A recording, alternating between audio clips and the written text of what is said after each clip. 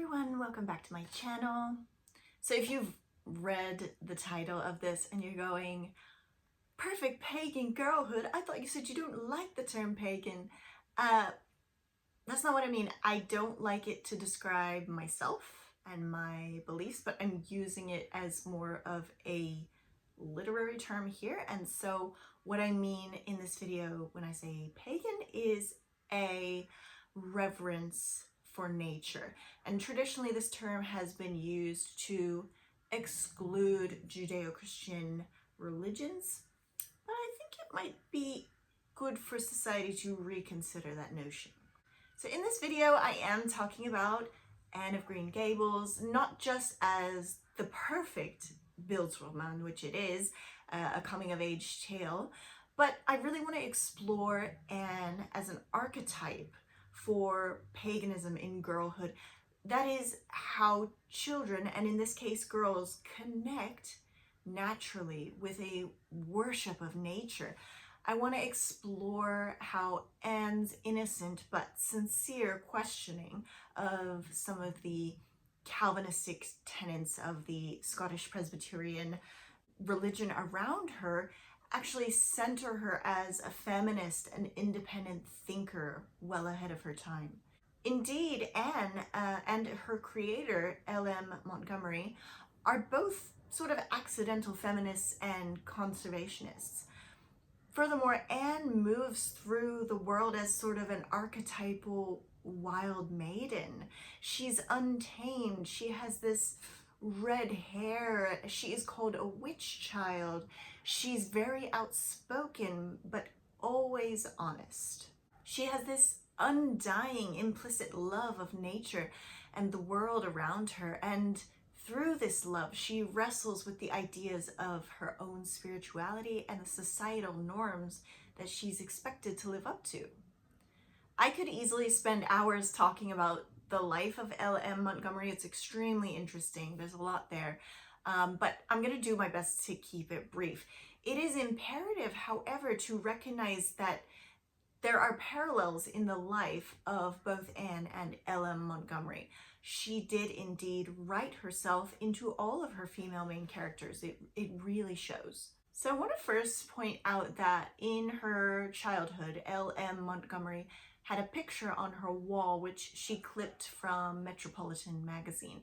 And it's a picture of Evelyn Nesbit as a young girl, and she's wearing a flower crown.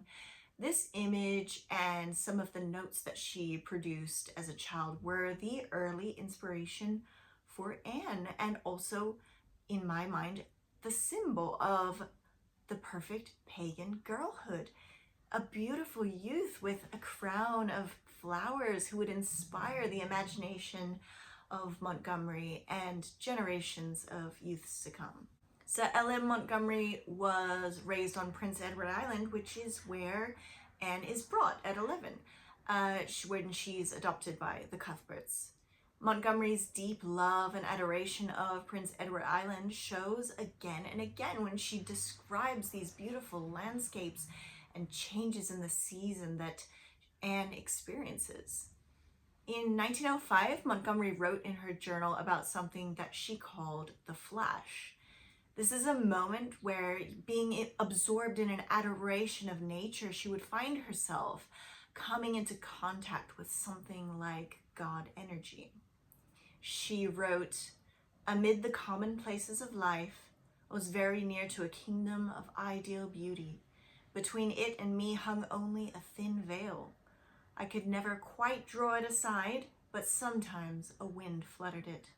I seemed to catch a glimpse of the enchanting realm beyond, only a glimpse, but those glimpses had always made life worthwhile." And Anne does the same. Anne's wonder at the natural world sometimes puzzles her caregiver, Marilla, and she takes it all for granted. Throughout the book, Marilla acts as this grounding force for Anne, constantly checking her flights of fancy. But what happens is that Anne's wonder and whimsy starts to rub off on Marilla, and through Anne, she learns to love and to notice the beauty around her. And then in turn, and grows up to be a little bit more sensible than the wild creature she once was. So for example, we have the famous scene toward the beginning of the book when Anne blows up at Mrs. Lynde for remarking on her looks. Anne's very aware of her gangly form, her red hair and freckles, and Mrs. Lynde's comment gets to her, which is totally understandable. She screams in her face and runs off. Mrs. Lynde calls her a witch of a child. So Anne appears to the pragmatic Christian community around her as an outsider, as witchy. She has this fiery red hair. She's so outspoken and unafraid. And she also has this deep appreciation for her surroundings that the others take as a given. How she loves her surroundings. She renames all the places around her in order to try to do their beauty justice. In particular, one of her favorite haunts she names Dryad's Bubble. Ding, ding, ding, Dryads. Isn't that interesting? She has a tendency to name the places and the natural landmarks around her because she believes they all deserve names, and the ones that they have just aren't cutting it in her mind. So she even names the geranium in the house, saying, "Oh, I like things to have handles, even if they're only geraniums. It makes them seem more like people." How do you know but that it hurts a geranium's feelings just to be called a geranium and nothing else? You wouldn't like to be called a woman all the time. Yes, I shall call it Bonnie. So she also names the tree outside her window the Snow Queen.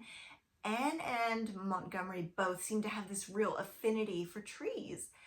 In 1897, Montgomery wrote in one of her journals, "Often and often, when I'm alone in the woods, I will put my arms tenderly about some old gray lichened trunk and press my face to it, feeling its life and balm flowing through every vein in my body, as if it and I were one. Perhaps I was a tree in some other state of existence, and that may be why I love trees so and feel so utterly and satisfyingly at home in the woods." So this affinity for trees shows up again and again in the book. The naming of Dryad's Bubble, later on in the book, when Anne is growing up and Marilla mentions, how grown you are, Anne answers, "I'm not a bit changed.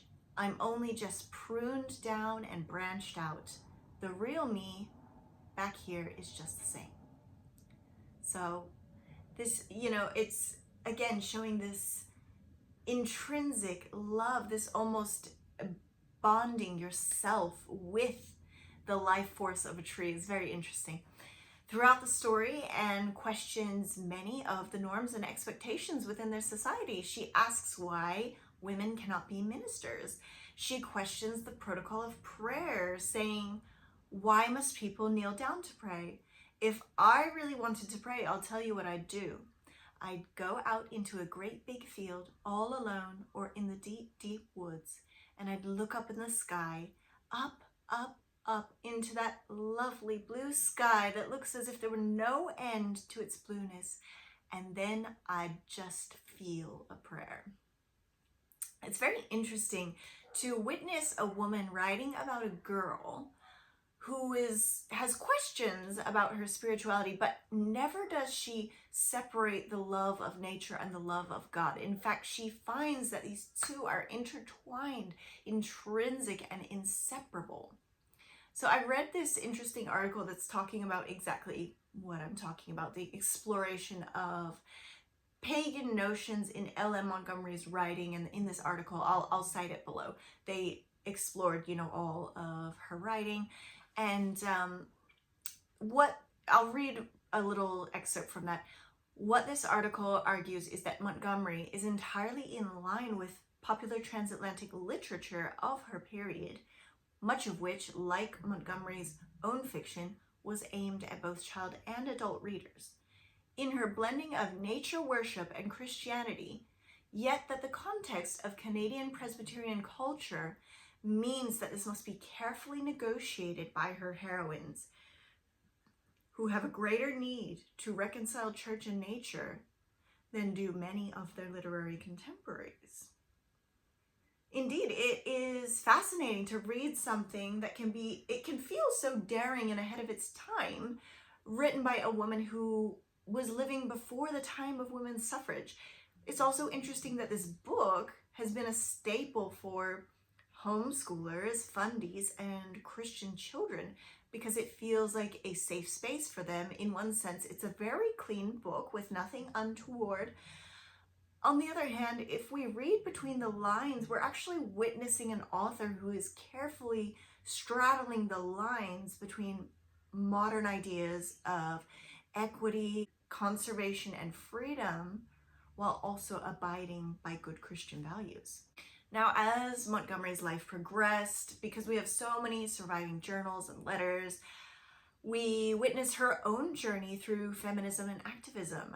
After many suitors, she ends up marrying a minister, which she regrets. So he has very delicate mental health, and she wrote in her diary that her husband had a medieval mind regarding women, and she stated that her husband believed a woman is a thing of no importance intellectually, a plaything and servant of man, and couldn't possibly do anything that would be worthy of a real tribute. When the First World War broke out, Montgomery was consumed with the news, obsessing, reading the papers every day, poring over the details. She wanted to champion the draft and do whatever citizens could to support the war efforts. She begged her minister husband to preach about the war, but he would not do it. She later became disillusioned by war after witnessing the destruction and chaos that it caused. Furthermore, she almost died of Spanish flu, and her best friend, Frederica Campbell, did succumb to the pandemic. Her husband then suffered a nervous breakdown. He wouldn't help with any of the child rearing or the house duties. To make matters worse, she ended up in an ugly legal battle with her former publishing company, which had been underpaying her for her very successful work. So all of this shows what Montgomery had to face alone. She had to be her own champion. She did end up winning the lawsuit, and she received an OBE. She was truly an independent woman.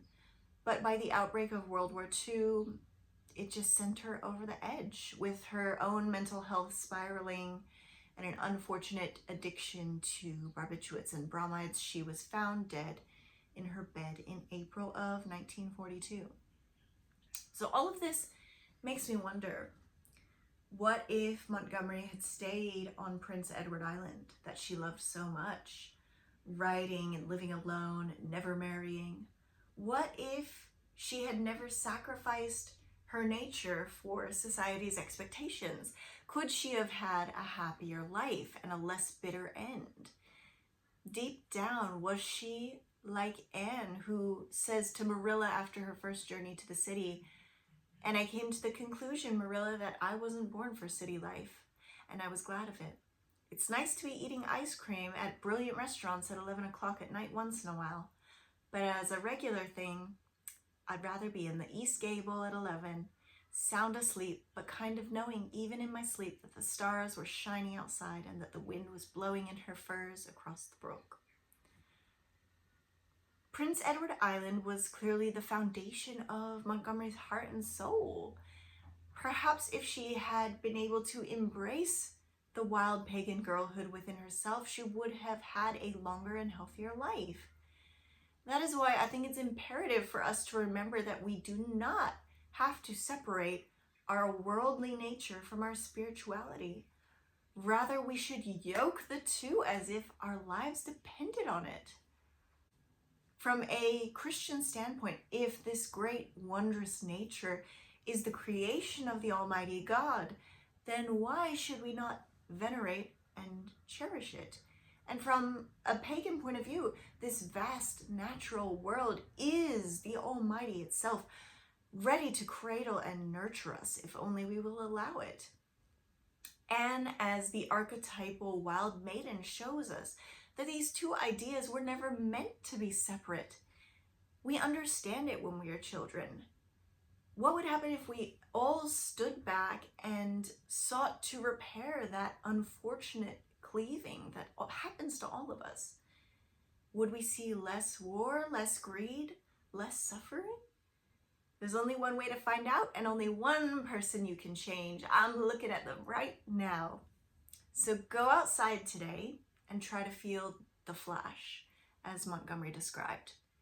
The moment that you feel so close to God energy that the beauty of the natural world brings you to tears.